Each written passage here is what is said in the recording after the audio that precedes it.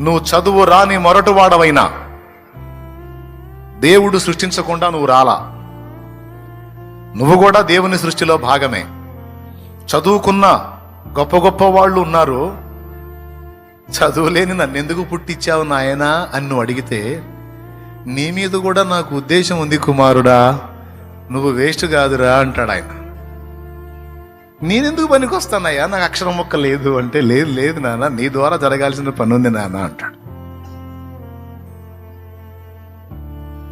చదువుకున్న వాళ్ళతోనే దేవునికి పని అయితే చదువు లేని వాళ్ళు ఎందుకు పుట్టించాడు? మరి పుట్టించిన కొందరికి చదువు లేకుండా ఎందుకు చేశాడు? ఉంది కాబట్టి ఇక్కడ ఎవ్వరూ కేటాయింపు లేదు బిడ్డ. ఎవరన్నా చెప్పగలరా దేవుడు సృష్టించకుండానే నేను వచ్చానని?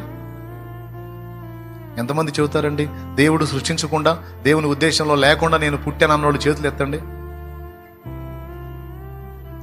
లేదన్నా నన్ను కూడా ఆయనే చేశాడు, ఆయన ఉద్దేశం ప్రకారమే నేను పుట్టాను అన్నోడు చేతులు ఎత్తండి. దేవుని ఉద్దేశంలో లేకుండా నేను పుట్టలా అనా? రైట్. చదువుకున్న వాళ్ళ కోసమే ప్రాణం పెట్టాడు, చదువు లేనోళ్ళ కోసం పెట్టలా.